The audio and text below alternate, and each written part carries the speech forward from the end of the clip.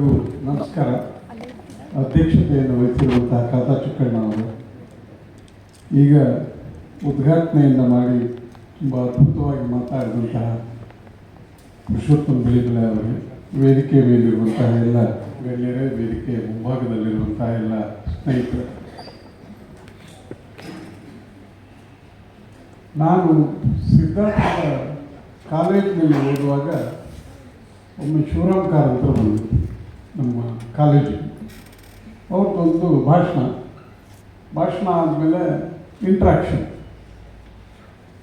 ಯಾರೋ ಒಬ್ಬ ವಿದ್ಯಾರ್ಥಿ ಎದ್ದು ನಿಂತು, ಕಾರಂತರೆ ನಿಮ್ಮ ಸಾಹಿತ್ಯದ ಮೌಲ್ಯ ಏನು ಅಂತ ಕೇಳಿದ್ರು. ಅದಕ್ಕೆ ಕಾರಂತರು, ನನ್ನ ಸಾಹಿತ್ಯ ಮೌಲ್ಯ ಇಲ್ಲದ್ದಲ್ಲ, ನೀವು ಮೌಲ್ಯ ಕೊಟ್ಟೇ ನನ್ನ ಎಲ್ಲ ಪುಸ್ತಕಗಳನ್ನು ಖರೀದಿ ಮಾಡಬೇಕು ಅಂತ ಹೇಳಿ. ನರಸಿಂಹಮೂರ್ತಿಯವರು, ಚಿಕ್ಕಣ್ಣ ಅವರು ಇಂಥದ್ದೊಂದು ಕಾರ್ಯಕ್ರಮ ಮಾಡ್ತೀವಿ ಅಂತ ಹೇಳಿದಾಗ ನಾನು ಮಾಧ್ಯಮದಲ್ಲಿ ಕನಕ ಪ್ರಜ್ಞೆ ಅಂತ ಹೇಳಿದೆ. ಆಮೇಲೆ ಆಲೋಚನೆ ಮಾಡಿದೆ, ಇನ್ವಿಟೇಷನ್ ಬಂದಮೇಲೆ ಮಾಧ್ಯಮದಲ್ಲಿ ಕನಕ ಪ್ರಜ್ಞೆ ಚೆನ್ನಾಗೇ ಇದೆಯಲ್ಲ. ಕನಕ ದಾಸ ಪ್ರಜ್ಞೆ ಇಲ್ಲ, ಕನಕ ಪ್ರಜ್ಞೆ ಬಹಳ ಚೆನ್ನಾಗಿದೆ. ಕನಕ ಅನ್ನೋದಕ್ಕೆ ಬೇರೆ ಅರ್ಥ ಕೂಡ ಇದೆ. ಕೋವಿಡ್ ಆದ್ಮೇಲಂತೂ ತುಂಬ ಕನಕ ಪ್ರಜ್ಞೆ ಜಾಸ್ತಿ ಆಗಿದೆ ಮಾಧ್ಯಮದಲ್ಲಿ, ಅಲ್ವಾ ಸರ್? ಹಾಗಾಗಿ ಪ್ರಜ್ಞೆ ತುಂಬ ಚೆನ್ನಾಗಿದೆ ಅಂತ ಬೆಳಿಮಲೆ ಅವರು ಸೂರ್ಯವಂಶ, ಚಂದ್ರವಂಶದ ಉದಾಹರಣೆಗಳನ್ನು ಹೇಳ್ತಾ ಇದ್ರು. ಪೌರಾಣಿಕವಾಗಿ ಕನಕ, ರಾಮಧಾನ್ಯ ಚರಿತ್ರೆ. ಆಮೇಲೆ ಅಲ್ಲಿಂದ ಶುರು ಮಾಡಿ ಸ್ವಲ್ಪ ಇಲ್ಲಿವರೆಗೂ ಬಂದರು. ಇವತ್ತಿನ ಇದಕ್ಕೂ ಬಂದರು. ನಮ್ಮ ಈಗಿನ ಪ್ರಜ್ಞೆ ಹೇಗಿದೆ ಅಂತಂದರೆ ಅದು ಹಾಗೆ ಎರಡು. ನಮ್ಮಲ್ಲಿ ಇವತ್ತಿನ ಸಮಾಜದ ಕಥೆ ಏನಿದೆ ಅಂದರೆ, ಒಂದನ್ನು ನೀವು ಎಡಕ್ಕಿರಬೇಕು, ಇಲ್ಲ ಬಲಕ್ಕಿರಬೇಕು.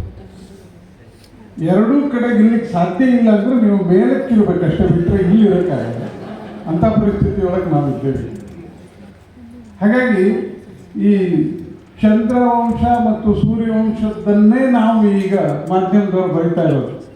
ಡಿವಿಯೇಷನ್ ಬೇಕು ಅನ್ನೋದಿದೆಯಲ್ಲ, ಬಹಳ ಅದ್ಭುತವಾದದ್ದು.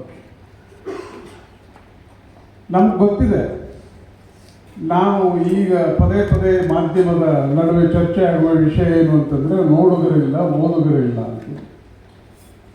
ನೋಡುಗರು ಕಡಿಮೆ ಆಗ್ತಾ ಇದ್ದಾರೆ. ಈಗ ಟಿ ವಿಗಳು ಕೂಡ ಏನು ಭಾಳ ಚೆನ್ನಾಗಿ ನಡೀತಾ ಇದೆ, ಕಡಿಮೆ ಆಗ್ತಾ ಇದೆ. ಕಾರಣ ಏನು ಅಂತಂದರೆ, ನಾವು ಡಿವಿಯೇಷನ್ ಆಗದೇ ಇರೋದೇ ಕಾರಣ.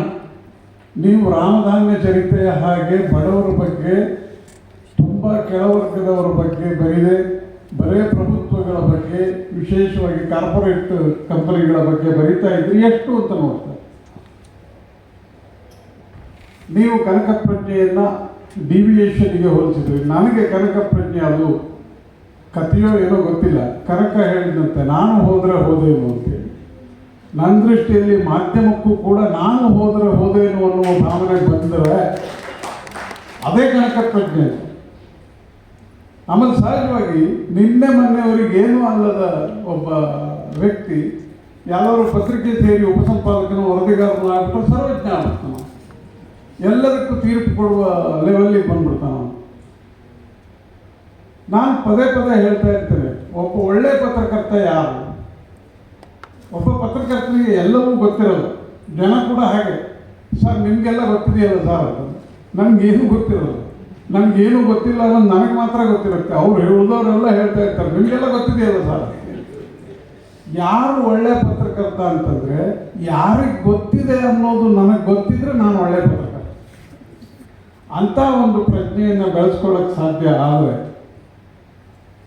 ನಾವು ಪದೇ ಕನಕದಾಸರ ಕೀರ್ತನೆಗಳನ್ನು ಕೇಳ್ತೀವಿ, ಆದರೆ ಕೇಳಲಿಕ್ಕೆ ಚಂದ ಅಷ್ಟೆ, ಅದನ್ನು ಅಳವಡಿಸ್ಕೊಳ್ಳೋದಿಲ್ಲ.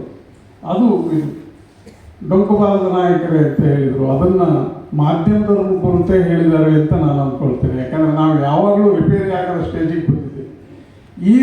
ಈ ಮಾಧ್ಯಮ ನರಸಿಂಹಮೂರ್ತಿ ಕೂಡ ಹೇಳ್ತಾ ಇದ್ರು, ಇದನ್ನು ಯಾಕೆ ಮಾಡಿದ್ದೀವಿ ಅಂತಂದರೆ, ಕನಕ ಅನ್ನೋದು ಒಂದು ನೆಪ ಮಾತ್ರ ಅಷ್ಟೆ. ನೀವು ಎಲ್ಲ ತತ್ವೋಪದೇಶಕಾರರನ್ನು, ಎಲ್ಲ ಸಾಹಿತ್ಯವನ್ನು ಓದ್ಕೊಟ್ರೆ ಯಾಕೆ ಮುಖ್ಯ? ಸಾಹಿತ್ಯ ಅಗತ್ಯ ಇಲ್ಲ ಅನ್ನುವ ಸ್ಟೇಜಿಗೆ ಬಂದಿದ್ದೇವೆ ಈಗ. ಮಾಧ್ಯಮಕ್ಕೂ ಸಾಹಿತ್ಯಕ್ಕೂ ಏನೂ ಸಂಬಂಧವೇ ಇಲ್ಲ, ಸಾಹಿತ್ಯ ಅಗತ್ಯ ಇಲ್ಲ ಅಂತೇಳಿ. ಯಾಕೆ ಸಾಹಿತ್ಯ ಮುಖ್ಯ, ಯಾಕೆ ಕನಕರನ್ನ, ಪುರಂದರನ್ನ, ಬಸವಣ್ಣನ, ಅಂಬೇಡ್ಕರನ್ನ, ಗಾಂಧಿಯನ್ನು ನಾವು ಓದ್ಕೋಬೇಕು ಅಂತಂದರೆ ಯಾವುದು ಸುದ್ದಿ ಅಲ್ಲ ಅನ್ನೋದು ಗೊತ್ತಾಗುತ್ತೆ. ಇವತ್ತು ನಾವು ದೊಡ್ಡ ತೊಳಲಾಟದಲ್ಲಿ ಇರೋದಲ್ಲಿ ಯಾವ್ದು ಸುದ್ದಿ ಅಲ್ಲ ಅನ್ನೋ ಗೊತ್ತಾಗದೇ ಇರುವ ಸ್ಟೇಜ್ನಲ್ಲಿದ್ದೀವಿ. ಅದು ಇವತ್ತು ಒಂದು ದಿವಸದ ವಿಚಾರ ಸಂಕಿರಣದಲ್ಲಿ ಒಂದು ಸಣ್ಣ ಕಿಡಿಯನ್ನಾದರೂ ಹಚ್ಚಿದರೆ ಪ್ರಜಾವಾಣಿಗೆ ಮತ್ತು ಕನಕ ಅಧ್ಯಯನ ಪೀಠಕ್ಕೆ, ಕನ್ನಡ ಮತ್ತು ಸಂಸ್ಕೃತಿ ಇಲಾಖೆ ಸೇರಿ ಮೈಸೂರು ವಿಶ್ವವಿದ್ಯಾಲಯದವರು ಸೇರಿದ್ದಕ್ಕೆ ಸಾರ್ಥಕ ಆಗತ್ತೆ ಅಂತ ಹೇಳಿ ನಾನು ಮಾತು ಮುಗಿಸ್ತೇನೆ.